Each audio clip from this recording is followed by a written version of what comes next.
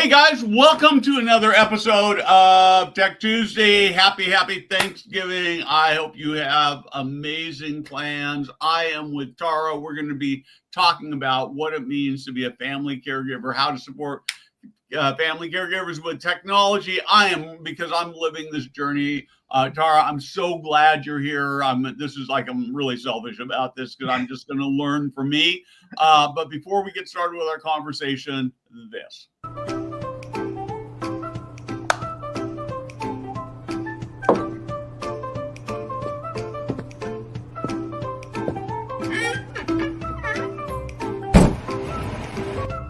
Hey guys, Steve Moran here.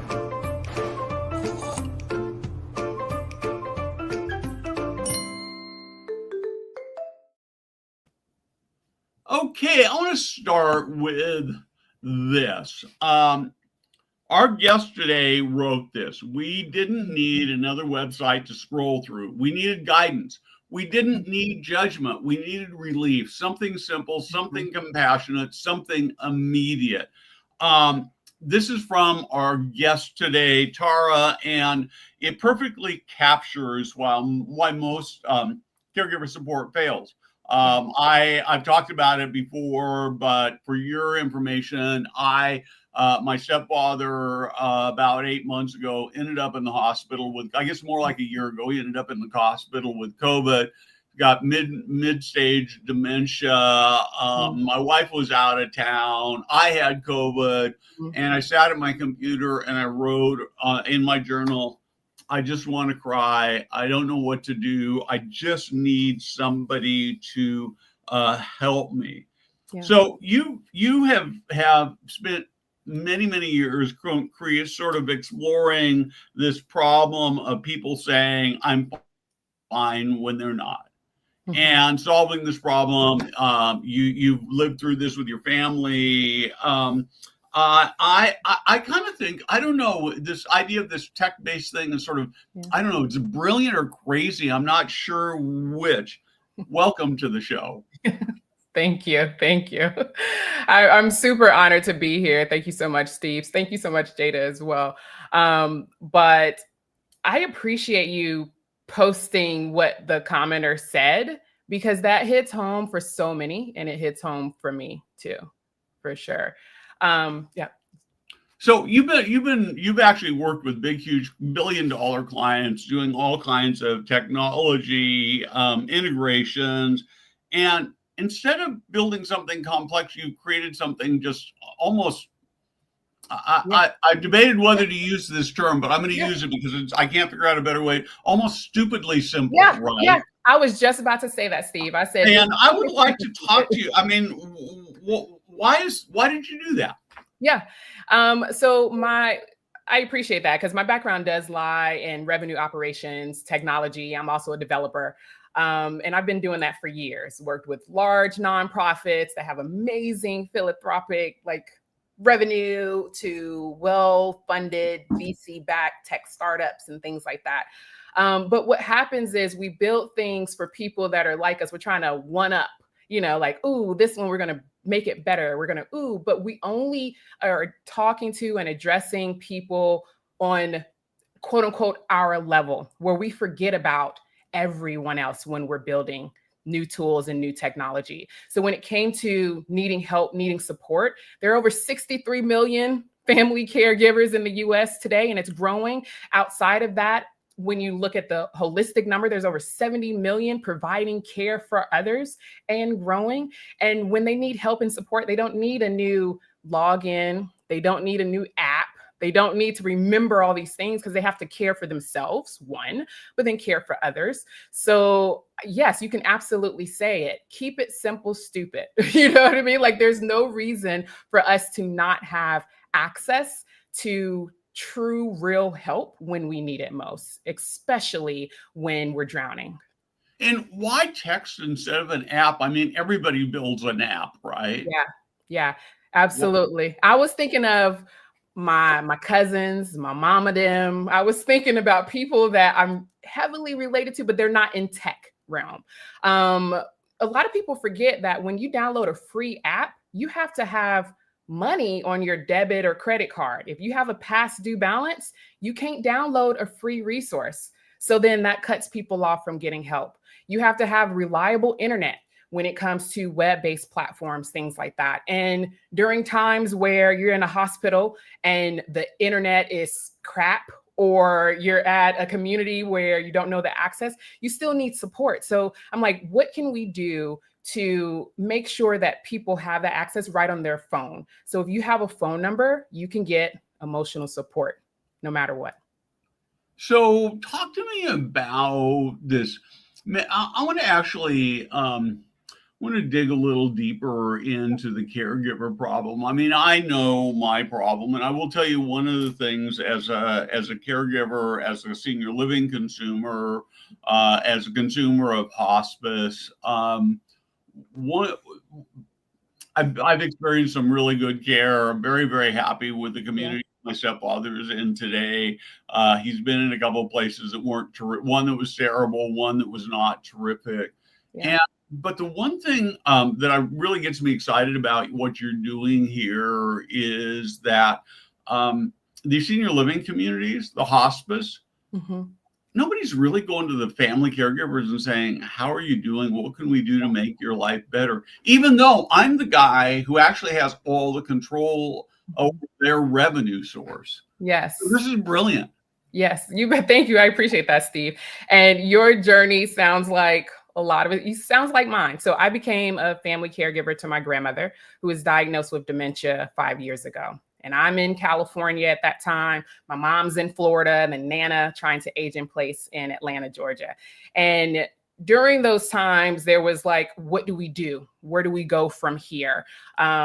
You have to know what you're Googling in order to get true Google support and Google help. So you don't know what you don't know. A lot of us who are thrown into caregiving, that's how our path goes. But then also too, we did move her into a community here in Atlanta, Georgia as well. She was there for 2.5 years. And we felt disconnected from being with Nana because she was in dementia care and we can't give her a phone really. And we felt like we were bothering the ED and the team. They were great when we visited, but it's just like, and we're still trying to manage from being in different places. And it's frustrating. Like, okay, how do we make sure the podiatrist is the good one, or the Medicare, Medicaid, or make sure we got the right thing? So there was a lot of confusion. And yes, the community was great during its time. It really was, they were only taking care of our loved one, which is great, but we're still cracking. We're still like, what do we do next? How do we still are caregivers fully, holistically, worried, all the things, but then we also don't want to feel like a burden to the people who are providing amazing care to our loved ones. So we're freaking out. And at this moment, Nana is not in a community. She's living full time with my mom. So I felt like if there was better understanding, better support and resources, she could probably still be in that community. You know what I mean? So yes, absolutely. Like we no one really checks in on us. Yeah, Sandy, I agree with you. I think the part of the problem is that we, and again, part of why I like what you're doing here so much is I think it is so complex. I'm 70, I'm Medicare, my wife is Medicare, we're doing open enrollment, our healthcare plan is not supporting, our healthcare provider is not supporting the current the Medicare Advantage program we've been using. And it's just, oh man, it's terrible. And this complexity is so tough. And again, it's, I come back to, I just want to cry. I want somebody to tell me what to do. Yeah. So will your app tell me what to do? Yeah. Well, it will not tell you what to do. It will guide you. So it will check in. A thing that my mama and Nana always said was, well, when you have a baby, nobody's going to check in on you. It's going to be all about your kids. You'd be like, dang, I want somebody to say, are you good? How's the baby? Ask about the baby, but still, you're my friend. You're my loved one. So when you become a caregiver, it's kind of the same thing. People tend to stay away because they don't want to intrude because they know you're going through a lot of things, or they know you're going through a lot of things, so they don't want to add more because so people, family and friends get a little standoffish when sometimes you just really need that support. You really need that check-in. So what Root does, it checks in. Because it has rooted memory, it understands from a single phone number the past conversations. It's like, hey, Steve, how's it going with your dad? Did you have that difficult conversation that you said you were trying to get through? I call it training wheels to have human connection, but also guide you on the next step. It says it's okay to feel this way, but also, how about this as well? So it doesn't tell you what to do, it just guides you on your journey. So I feel like we need to step back a little bit. Yes. I probably should have done this earlier in our session, but let's just talk about the platform itself, how it works, how somebody gets involved with it, and then we'll step back and ask some sort of bigger picture questions. But we've talked about how this came about. But how I'm looking at this and saying, man, I'm actually looking at this and I could use some support. So how do I get involved? Yes, absolutely. So we are subscription based. And once you fill out all we require, it's all text again. Once you fill it out, first name, zip code optional, email is optional. Rue texts you, and that's your AI companion support. And it guides you through a journey. It's emotional support, so you can vent, you can share without judgment, without other people's feedback, like the comment that you posted. Like, I just needed help without anybody else's stuff. Of course, we got Google groups and Reddit boards and Facebook groups, but sometimes they put a lot of their own heaviness when you share, but you can share and it acknowledges you. Based off of those conversations, it says, hey, maybe respite will help. And because you've entered your zip code or you share your zip code, it narrows down into the type of adult day services, assisted living communities available in your area based on your specific needs. So again, what I needed when I Googled, it wasn't relevant to my situation. But Rue understands, because you're just sharing, you're venting, you're letting it out. It's guiding you saying, did you know about this? So now you don't have to know what you don't know. It says, you should probably look into this. This is what you should say. Did that help? And so from there, we also provide micro grants. So the goal of RootedCare Plus is to look after the caregiver through 3 pillars: emotionally, with practical guidance, and to be a financial bridge. So if you're saying, dang, my light bill was increased because now I have this new person that I'm taking care of that I wasn't expecting, we provide micro grants between $25 and $100, no questions asked, even if you just need a day to take a break. And our goal is for the caregiver. And then on the back end of that, for our partners, because it is subscription, assisted living, adult day services, and area agency on aging partner with us to offer Rue for free for their community. And when they offer that for free, they get anonymized data and dashboards to better understand how to support. They don't see conversations. They don't know what's going on, but we bucket that information, those personal guidance, those things, to bucketed top caregiver concerns so they can better influence policy. They can also better support. So instead of another pizza party, you could say, okay, maybe we need a legal summit because a lot of people are going through that. Or maybe we need to have an extra day off or flex time because a lot of people are having work-life balance issues. So all of that information is rooted memory, which is our intelligence layer behind it. Okay, so I want to dig a little deeper into this because I was knocking around your website a little bit before we went on the air, and one of the things that really struck me was that when you're talking about senior living, this would be a tool for either the paid caregiving staff or for family members. Is that correct? Yes, it can be for both. So for family members, where you can it's a value add, like, hey, we're not only looking after your loved one, we're looking after you. You have a resource. And then for staff, it's like, we know you got stuff. You're taking care of the loved ones here, but you also are dealing with stuff at home.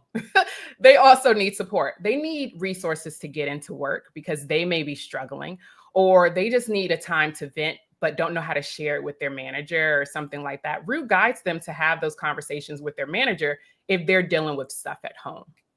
Okay, so one of the things that I guess one of the questions I would have if I were part of the paid caregiving staff is, how safe is it? Meaning, can I go in there and say, I hate my boss because, or maybe I just say I hate my boss, and it comes back and says, well, why do you hate your boss? Am I going to then find myself 3 days later being called in Great for a question. counseling session? Great question. Absolutely not. It's all anonymous and there's all no judgment. So in the back end of it, we don't see who is saying what, but it takes that emotion of distress, stress, angry, happy, sad, that type of thing. And it helps guide them through that. So the employer, per se, the assisted living or adult day, they just see a wheel of emotions and that's it. Or they see just a blanketed of top caregiver concerns, like people are stressed because they're trying to balance the new change or balance whatever, but they don't know who is saying what or anything like that. So because of the emotional sentiment tracking, it just allows them to say, okay, we need to support our team better. But then also for that team member, they're like, okay, this is how I can have this difficult conversation without me trying to, lose my stuff, that type of thing. But it's anonymous on both ends. Well, the thing I actually love about it from a caregiver standpoint is mostly people are afraid to go to the boss and say, I'm struggling. This is hard. I think you suck. Right. I don't know how to communicate it. There's a lot of potential jeopardy to express unhappiness or frustration. And now all of a sudden, at least theoretically, I've got this platform where I can tell my boss what I really feel. They won't know who I am, and good bosses will actually welcome that, right? It's, oh man, I'm glad I know this. Now I can go do something about it. Bad bosses will look at it and say, well, I got a bunch of dumb employees, and they probably are not going to use your platform anyway. Well, so what'll happen is someone is venting the frustration of their bad boss, and Rue will acknowledge their feeling. Rue will say that's normal, a lot of people, but maybe we should have a conversation, and here's a script you can use, or let's try breathing, that type of thing. Like, here's a script to get you to have those human to human connections. And then the boss doesn't see that conversation at all. They don't know that manager Bob is a horrible person, but they will see that your cohort of staff are really frustrated.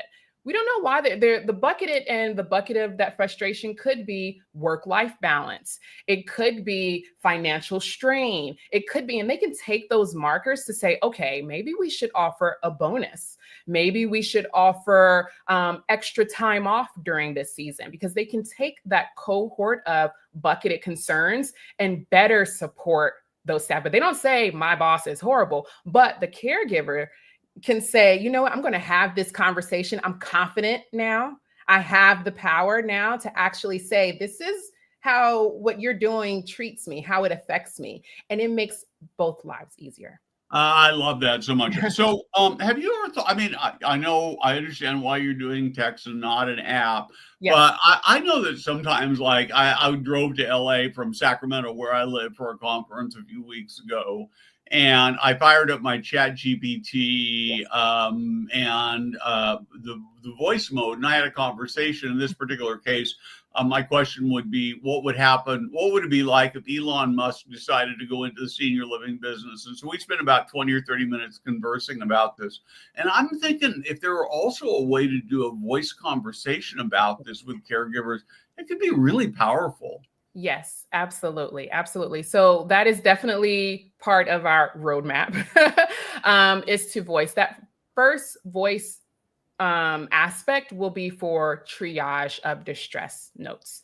Because right now, if someone is distressed, Rue will say, hey, you need to dial 988, 911. Let's figure out how we can not be this way anymore. Thankfully, we have not had those distress signals. Right. But in the back end, we do have a human type of, like, if it notes any type of distress, we review just to make sure everything is okay. But going into the new year, it will be an automatic voice situation to be able to better support them in their distress time of need. But yes, voice, right now you can voice to text and it can transcribe, but ultimately sending a voice memo and transcribing is also part of our roadmap as well, because I'm a texter. I text on my computer, but a lot of people, they just need to just vocalize it and verbalize it. But we will be having that at the top of the year as well. Cool. So Yeah. I want to talk a little bit more about your business model. You do this kind of weird thing. You take 30% of your revenues and you put it into these micro grants. Yes. And I have to tell you, I think that, as I look at how the tech world and venture capital world, it would be kind of like, you've got a great service. Why would you waste all that money that way? Tell me about what the thinking is behind that. Absolutely. So we're mission driven first and foremost. Yes, conscious capitalism is the way I like to coin it. But what's our goal and objective is the caregiver.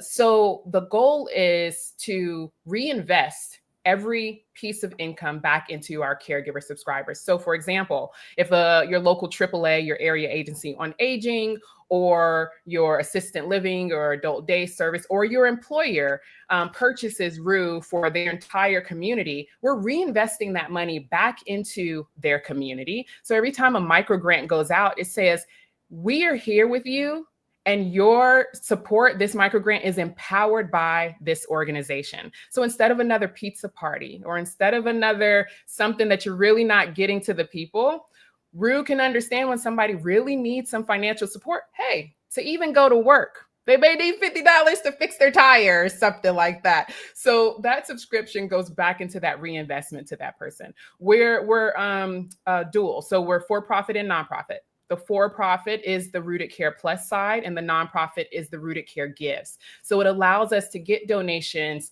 philanthropic efforts, congressional earmarks, things like that, to be able to support a lot more caregivers with a lot more money. So it's not just about on the for-profit side. Yes, we want to have that. Yes, we need the profit, but with our nonprofit arm as well, we're able to support more a lot faster versus just the grant. Well, one of the things I like about this, is, again, I just keep coming back to the simplicity, right? I've just come back from a series of senior living conferences, lots of vendors there, and it seems like probably at least half the vendors are some sort of selling technology or have technology in them. And as you built this platform, again, I sort of want to come back to the simplicity. Were there things that you sort of said, oh, it'd be nice if it did this, and then you went, nah, I don't want to do that because it just makes it too complicated? Yeah, absolutely. So a lot of things, you mentioned it as well. Why not an app? An app can take us to a lot of different places, such as specifically scheduling an appointment or something like that. But right now we have a reminder. So if you text, Roo can say, hey, would you like for me to remind you at this particular time and this particular day? So the overall goal is accessibility. Later on, yes, I definitely see an app being part of that. But I'm thinking of the 63 million right now that we can help right here, right now. Simple. If an organization signed up, we can get them onboarded in less than 24 hours. Simple, easy. Don't have to worry about the technology behind it. But yes, there are definitely layers to it, but a lot of other competitors or people are trying to do that. My whole thing is emotion first, and from the emotion, we guide you. So we can take those talk points, those stressors, to say, you should know about respite. I didn't know about respite, Steve, until I start building this. And that was 5 years ago. Yeah. That's now. So there's a lot of things we don't know. Well, and as I look at all the technology out there, the goal seems to be, and I think this is natural for technologists, right, is, let's add one more thing. Yeah. And, we see private equity putting many millions of dollars into technology companies in the aging space because there's so many of us who are growing older, and it's always add one more bell, one more whistle, one more thing. And I'm wondering if, and I'd love your thoughts on this. Are we taking this stuff and making it way too complicated? Absolutely, we are. And then when it comes back to, so I'm a data person, I'm a revenue operations. How can we save money and get the most bang for our buck? Making sure our average daily users, monthly users and stuff stay aligned. When you start adding so much to the bucket, and you break down each feature, each thing, it's not getting half of the usage. I get hired in my past life to say, we have all these tools and technology, but we're only using 10% of it. They've spent $50,000 annually on a platform and only using this small piece. So when it comes to help and care, Let's keep it simple, stupid. Like, let's actually get people help first. Yeah. Let's get people help first and then guide them on their journey and build from that. Because a lot of people are doing things now. If they need an app, they can go to the app, but they're only going to use it for a specific thing. So what we can do is white label, partner with our API and IP, and integrate the emotion into those other apps that are trying to do everything, because our goal is to make sure the caregiver is healthy and can get guidance immediately. Okay, so I'm a senior living operator. I'm watching this show. I'm thinking, man, I think I could use this. How do I use it from sort of an institutional or corporate setting as opposed? I mean, I get it how I would do it. I go in, sign up, put my credit card in, and I'm good to go, right? But if I'm a senior living operator and I want to make this available, actually, before I get there, one other question. So I'm looking at it as an individual. So I've got my stepfather in a care home. Is it a subscription for me, a subscription for my wife, a subscription for my brother, for each person, or how does that work? It will be individual. So our subscription right now is just individual subscription. Each one of you will go on, and because it's unique, your phone number is your unique ID. So everyone would have to register separately. We currently are offering 30-day free trial. So just experience, explore, enjoy. And then after that, it's a small subscription fee. And then for our partners, they would just contact me. They can go to the website and book a meeting, things like that. And our pricing model is based off of per location. If you're a nonprofit, such as assisted adult day service or AAA, things like that. And then for assisted living, it's well as just a per location pricing, unlimited. Because at this point, it's just, being very generous right now, but it's unlimited. But we start with a pilot too. You can start with a small paid pilot, and then we talk and discuss on an annual plan. But we can have that conversation and look to see what that programming looks like for them. Ooh, I like this so much. So I want you to put your vision casting goggles on, and what does RootedCare Plus look like in 5 years? Yeah, absolutely. In 5 years, we are the #1 resource for immediate support, guidance in rural, urban, any type of caregiver before they become distressed, before they become stressed. So employers are partnering with us to offering this amazing service, this amazing guidance. But we're also partnering with organizations like T-Care to be able to embed and work with them, because they have amazing social work type of entities, things like that, to provide that 24/7 care outside of the 9 to 5. We're the resource that people come to when they just need to share, let it go, and be able to go into their next face-to-face conversation honestly, with power, authentically. We're the #1 that they come to. I love this so much. So as I'm thinking about it again from an operator's lens and eyes, I see people going into this and starting and using it for a few weeks and then sort of drifting away. How do you keep people engaged over the long term? Absolutely. It's the check-ins. So that's the thing that faults apps as well. Apps, people turn off the notifications. People turn off the things. That's right. I do. But with text, because of the data behind it, we reach them during the times where they're most engaged, during the times where they're just stressing, and they'd be like, I need to share. I need to release. I need to check in, because we checked in. We said, hey, are you good? Because last week was a little bit rough. Or did you have that? We keep them accountable by just sharing, and people just release. So that's how you would think micro grants get them to come back. No, we've as far as like our volume of usage, we've only given a fraction of that, but it's the check-ins that keep people coming back, because people want to share, and they want to share without judgment, but they want to be able to feel empowered, to be able to have continued conversations without being like they're just, oh, maybe I shouldn't have shared that. And you mentioned one thing, Steve, as far as an operator, we reinvest. So we reinvest not only with the micro grants, we also help them with marketing and promotion. So when it comes to an assisted living or an adult day, if they're purchasing it for their region, we invest into paid media spend, things like that, because it's not just about their organizations, it's about their region. So when someone uses it in their zip code, or they know that their support is empowered by this group. So that's another reason why someone Yeah, would so buy it. I like this. I mean, and I'm actually thinking, you know, I have a lot of interaction with vendor companies, and so they're not necessarily caregivers in the usual sense.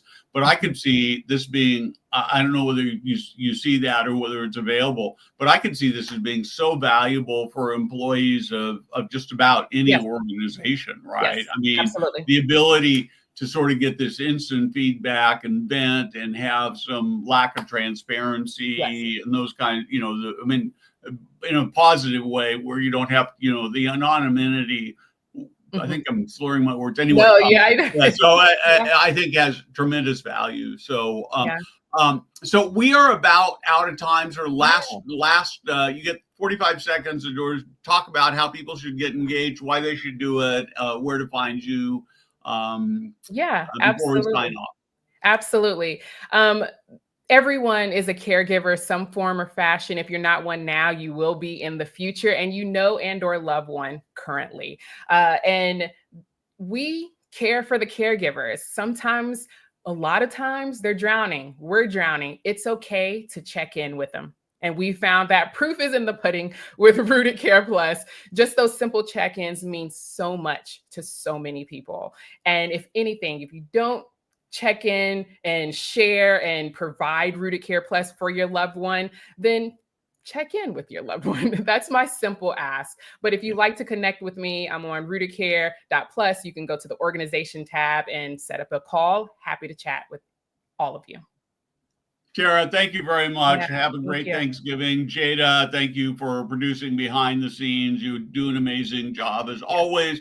To all of you watching, I hope you have an amazing Thanksgiving that feeds your soul and your spirit. And we'll be dark on Foresight TV this Friday, but we'll be back next Tuesday with another great show. Yeah. Thank you so much, Steve.